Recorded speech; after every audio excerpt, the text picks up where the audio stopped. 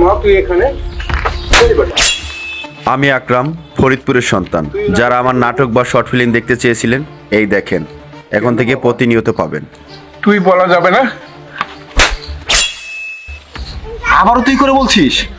তুই সাধারণ একটা দারোয়ান হয়ে একজন ম্যাজিস্ট্রেটকে তুই করে বলছিস? তোর সাহস তো কম না। তুই কেন তুই বলবি? হ্যাঁ, তুই একটা সাধারণ দারোয়ান, একটা চামচা, গেটের চামচা, তুই কেন বলবি বল? মাগো, এই দেখার বাকি ছিল আমার। এটাই আমার পাওনা ছিল মা, এটাই আমার পাওনা ছিল।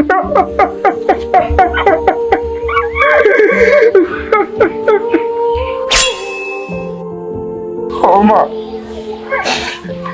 এটাই পাওনা ছিল মা, এটাই আমার পাওনা ছিল।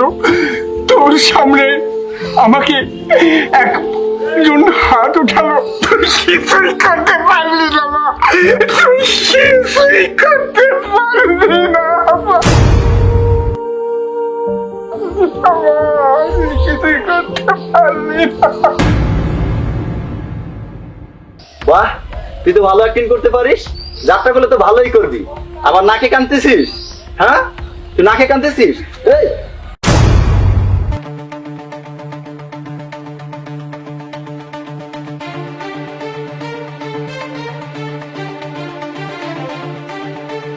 কিরে, তোর সাহস তো কম না, তুই প্রশাসনের হাত ধরেছিস? প্রশাসনের হাত অনৈতিক ভাবে একজন মানুষের গায়ে ওঠে কেন? ওঠে কেন? ও আমার বসের সাথে অন্যায় করেছে। বসের সাথে অন্যায় করেছে না? হ্যাঁ।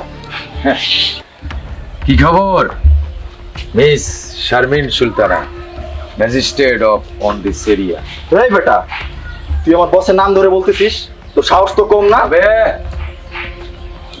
চুপ থাক, কথা ওনার সাথে হচ্ছে। মিস শারমিন সুলতানা,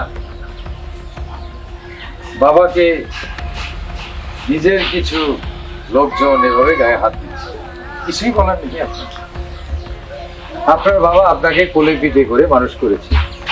আপনি আজ ম্যাজিস্ট্রেট, তাই দারোয়ান বাবার পরিচয়টা দিতে আপনার খুব ঘেন্না লাগছে, খুব দীক্ষা লাগছে আপনার না?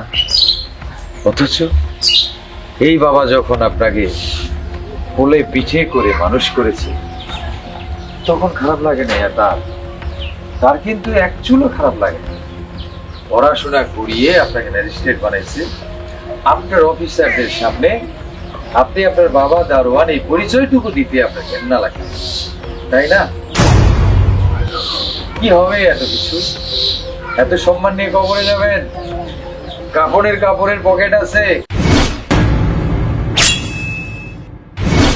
কিসের অহংকার আপনাদের মধ্যে? এত অহংকার আসে কোত্থেকে? আপনারা একটা পজিশনে পৌঁছাইলে নিজের বাবা মা ভাই বোন আত্মীয় স্বজন কাউকে চিনেন না আপনারা কেন? আপনাদের কি নীতিগত শিক্ষাই এগুলি? নিজের আত্মীয় স্বজনকে ভুলে যেতে হয়? সি, ঘেন্না লাগে আপনাদের দিকে। নিজের বাবাকে আরেকজন গায়ে হাত তুলছে, আপনার কিছুই করার নেই, কিছুই বলার নেই।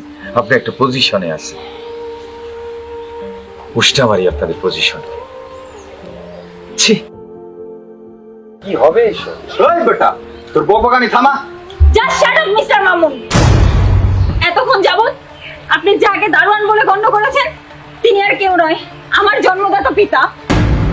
ভেবেছিলাম এই বিষয়টা গোপন রাখবো, কিন্তু আপনাদের যে আচরণ, আমি বলতে বাধ্য হচ্ছি, এই দারোয়ানই হচ্ছে আমার বাবা, এই হচ্ছে আমার জন্মদাতা পিতা। এই দারোয়ানই আমাকে তিল তিল করে শিক্ষিত করে ম্যাজিস্ট্রেট বানিয়েছে।